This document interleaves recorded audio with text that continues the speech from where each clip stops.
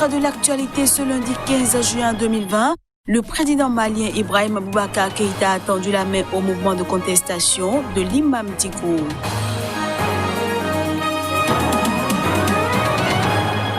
Trois nouveaux militants connus du Irak, le mouvement de contestation anti-régime en Algérie, ont été interpellés ce dimanche.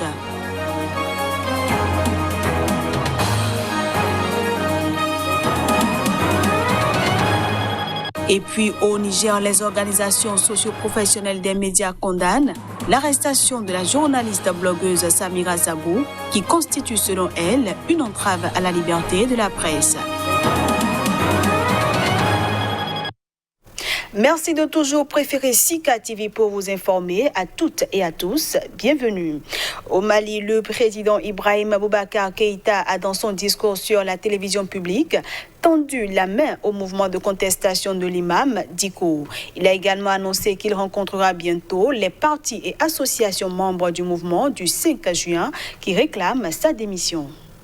Alors qu'il est l'objet de contestation d'un important mouvement dirigé par l'imam Mahmoud Dicko, qui réclame sa démission, le président malien s'est adressé ce dimanche à la nation. Dans son discours, Ibrahim Boubacar Keïta a tendu la main à ce mouvement qui a récemment organisé un imposant rassemblement à Bamako et qui annonce un autre rassemblement pour vendredi prochain. Au pouvoir depuis 2013, le dirigeant malien s'est également réjoui de la perspective de rencontrer bientôt les acteurs du mouvement du 5 juin en allusion à la nouvelle coalition qui conteste le pouvoir. Cette coalition est formée d'un mouvement ayant à sa tête l'imam Mahmoud Dicko, du Front pour la sauvegarde de la démocratie, qui regroupe des partis d'opposition dont le principal d'entre eux est d'Espoir Malikoura, un mouvement de la société civile dirigé par le cinéaste et ancien ministre de la Culture, Cheikh Oumar Sissoko. Par ailleurs, renouvelant sa confiance à son premier ministre Boubou Cissé, qu'il vient de reconduire à son poste, le président Ibrahim Boubacar Keïta s'est dit attentif aux contestations survenues après la publication définitive des résultats des élections législatives par la Cour constitutionnelle. Charles Blé Goudé veut peser sur la présidentielle d'octobre prochain en Côte d'Ivoire. Le président le parti de l'ancien ministre de la Jeunesse de Laurent Gbagbo, le COJEP, vient de lancer une plateforme dénommée Voix du Peuple. Elle veut mobiliser 3 millions de nouveaux électeurs. Fort de ces 3 millions d'électeurs, la Voix du Peuple voudrait être en mesure d'auditionner chaque candidat à la présidentielle sur son programme, l'entendre sur le volet consacré à la jeunesse et peser sur le terrain, a expliqué Charles Blé Goudé depuis La Haye. L'ancien ministre de la Jeunesse de Laurent Gbagbo était assigné à résidence depuis son acquittement en 2019 d'accusations de crimes contre l'humanité à la Cour pénale internationale, mais a vu sa liberté conditionnelle assouplie en mai dernier. Dans les jours à venir, vous allez mobiliser dans les quartiers, dans les villages, pour sensibiliser vos concitoyens à aller s'inscrire sur la liste électorale. Notre ambition, enrôler 3 millions d'électeurs, a déclaré Blé Goudé par visioconférence, suivi par une cinquantaine de personnes. Blé Goudé a été condamné en décembre 2019 à 20 ans de prison pour des crimes commis pendant la crise en Côte d'Ivoire. Il a à plusieurs reprises annoncé sa volonté d'être candidat à la présidentielle en 2025, mais pas en 2020. Pour le scrutin prévu fin octobre 2020, le parti au pouvoir a désigné en mars le Premier ministre Amadou Gon Coulibaly en France depuis le début du mois de mai pour des problèmes cardiaques. L'ancien président de l'Assemblée nationale, Guillaume Soro, ex-allié du président Alassane Ouattara, s'était déclaré le premier, mais fait face à plusieurs procédures judiciaires, dont une condamnation à 20 ans de prison et vit en exil en France. 10 années après la crise post-électorale de 2010 à 2011, la présidentielle d'octobre 2020 s'annonce très tendue. En Algérie, 3 nouveaux militants connus du Irak ont été interpellés ce dimanche. Pour le moment, le motif exact de ces interpellations n'est pas connu. Hakim Haddad, Zoé Kedam et Fodil Boumala, des militants connus du Irak qui ont déjà été arrêtés précédemment, ont été appréhendés séparément par la police à Alger. Le motif exact de ces interpellations n'est pas connu. Mais selon Saïd Sali, vice-président de la Ligue algérienne de défense des droits de l'homme, Ces arrestations ne participent pas à l'apaisement et au retour de la sérénité, bien au contraire. Militant des droits de l'homme, Hakim Haddad est un animateur du Irak et membre fondateur du Rassemblement Action Jeunesse, une association à la pointe de la contestation, cible de la répression des autorités. Fodil Boumala, lui, est un journaliste qui doit comparaître mardi pour atteinte à l'unité nationale. Arrêté le 18 septembre 2019, il avait été acquitté le 1er mars en première instance par un tribunal d'Alger et libéré après près de 6 mois passés en détention provisoire. Mais le procureur a interjeté appel. Quant à Zoï Kedam, il est membre des Gilets oranges de la Silmiya, force d'interposition citoyenne qui s'est donné pour mission de prévenir les heurts entre policiers et manifestants et de maintenir le calme qui a fait la force des marches hebdomadaires du Irak. Ces nouvelles arrestations interviennent alors que samedi dernier, 3 autres militants du Irak ont été incarcérés après avoir tenté de participer à un rassemblement de soutien aux prisonniers politiques à Béjaïa, au nord-est d'Alger. Ils doivent être jugés mercredi prochain.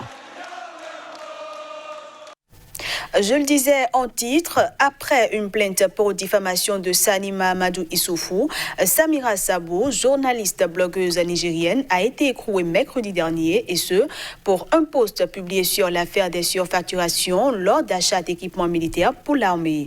Une vague d'indignation a suivi cette arrestation.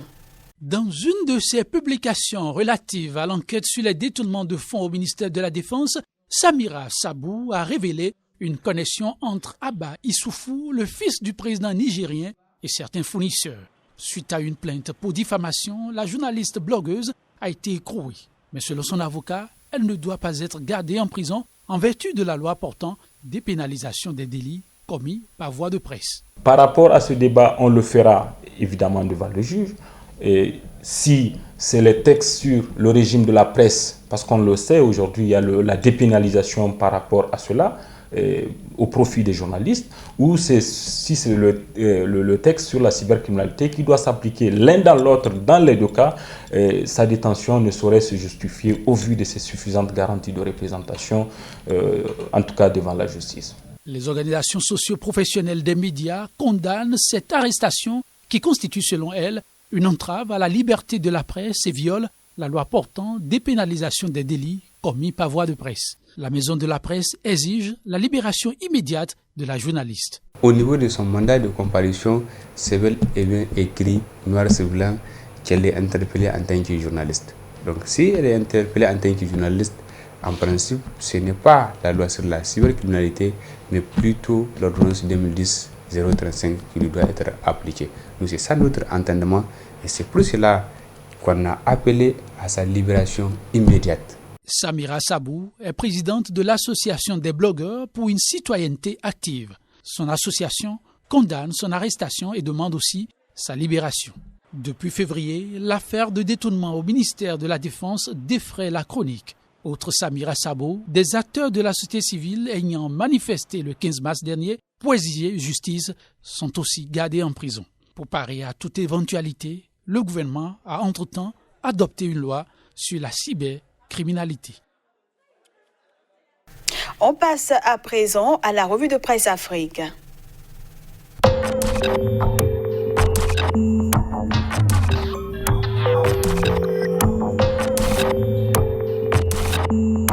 Bonjour à toutes, bonjour à tous et bienvenue dans cette revue Afrique. Les Maliens ne décolèrent pas. Le Républicain écrit qu'il y a un grand rassemblement le vendredi prochain pour exiger à nouveau la démission du président Ibeka.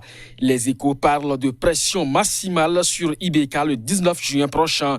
Ibeka qui s'est adressé à la nation malienne dimanche. L'Indépendant rapporte ses propos dans sa parution du jour. Ma porte est toujours ouverte, ma main toujours tendue, a déclaré le président Ibrahim Boubacar Keïta. En attendant que la coalition n'entre et saisisse la main tendue, l'indicateur du renouveau nous informe que Ibeka veut rencontrer ce mardi Mahmoud Dicko et ses alliés.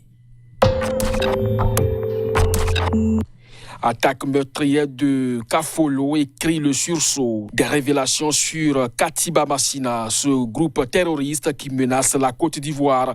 Le journal propose les pistes stratégiques à surveiller après l'attaque de Kafolo, rapporte le Nouveau Courrier. En colère, un expert en terrorisme explose. Le narco-terrorisme prospère dans des états défaillants en sécurité, note-t-il. Et le quotidien d'Abidjan lui en donne raison. Le Cana note une peur et panique au sommet de l'État après l'attaque. Circulation de la drogue, attaque au nord. Écrit pour sa part le Nouveau Réveil. Le ministre Vagondo lui fait de graves révélations. Info Matteo Cameroun nous informe que BIA arme le personnel de santé dans le cadre de la lutte contre Covid-19. Le même titre revient à la une du Cameroun Tribune, lutte contre coronavirus. Paul Biya aux côtés du corps médical, écrit-il. L'intégration lui voit plutôt les éléphants blancs du régime Biya dans cette lutte contre le Covid-19. Le jour s'intéresse beaucoup plus au volet économique du Cameroun et son interrogation interpelle plus d'un. Le gré à gré serait-il possible après Paul Biya?